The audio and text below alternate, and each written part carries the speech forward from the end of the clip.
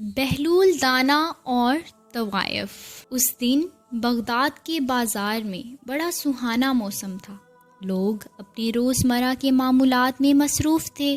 بازار میں بھی زیادہ گہما گہمی نہیں تھی کیونکہ صبح صبح کا وقت تھا اور ایک حلوائی اپنی دکان سجا رہا تھا۔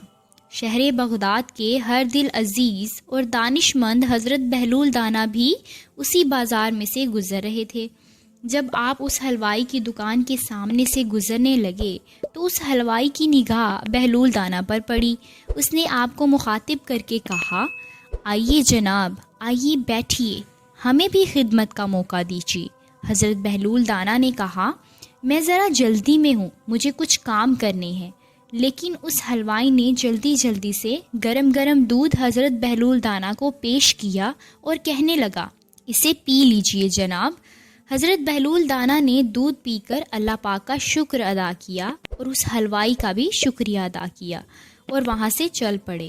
حضرت بہلول دانا بازار سے گزرتے ہوئے بغداد کی گلیوں سے گزرے تو ایک جگہ پر ایک طوائف اپنے محبوب کے ساتھ سیڑھیوں پر بیٹھی موسم کا لطف اٹھا رہی تھی۔ ہلکی ہلکی سی بوندا باندی ہو رہی تھی، اس وجہ سے گلیوں میں کافی کیچڑ بھی ہو گیا تھا۔ جب آپ اپنی موج میں مست اس طوائف کے ساتھ اس کے سامنے سے گزرنے لگے تو آپ کے پاؤں سے ایک چھینٹا اڑا اور اس طوائف کے لباس پر جا گرا۔ جب یہ منظر اس کے دوست نے دیکھا تو اسے بہت غصہ آیا۔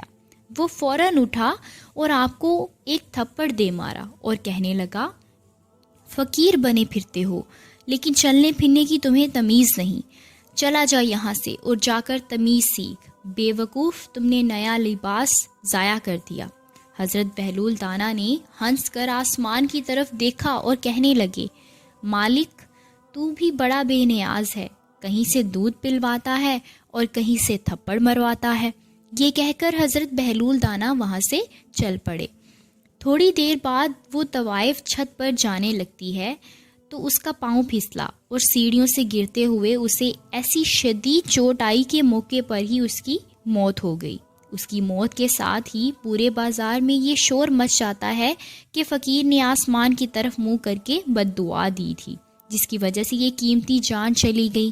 لوگوں نے اس فقیر کو تلاش کرنا شروع کیا۔ حضرت بہلول دانا ابھی بازار کے دوسرے کونے تک بھی نہیں پہنچے تھے کہ لوگوں نے آپ کو گھیر لیا اور کہنے لگے، تو بڑا فقیر بنا پھرتا ہے اور حوصلہ بھی نہیں رکھتا۔ حضرت بہلول دانا نے پوچھا، کیا ہوا بھائی، میں نے کیا کر دیا؟ تو لوگوں نے بتایا، تم نے ہی اس عورت کو بد دعا دی تھی اور اب اس کی جان چلی گئی ہے۔ حضرت بہلول دانا نے کہا، واللہ میں نے اس کو کوئی بد دعا نہیں دی، مگر لوگوں نے ضد کی اور کہا، یہ تیری بد دعا کا ہی اثر ہے، یہ سب تیری بد دعا کا ہی کیا دھرا ہے، تمہیں اس کی سزا ملے گی۔ ہم تمہیں قاضی کے پاس لے کر جائیں گے اور وہی فیصلہ کرے گا۔ لہٰذا وہ لوگ حضرت بہلول دانا کو قاضی کے پاس لے گئے۔ جب لوگوں نے قاضی کو سارا معاملہ بیان کر دیا تو قاضی نے حضرت بہلول دانا کو مخاطب کر کے کہا، بہلول بتاؤ، تم اپنی صفائی میں کیا کچھ کہنا چاہتے ہو؟ حضرت بہلول دانا نے کہا، اصل بات پوچھتے ہو تو یہ ہے، میں نے کوئی بد دعا نہیں دی، یہ یار یار کی لڑائی ہے۔ قاضی نے کہا، بہلول یہ کیا کہہ رہے ہو، مجھے کچھ سمجھ نہیں آ رہا۔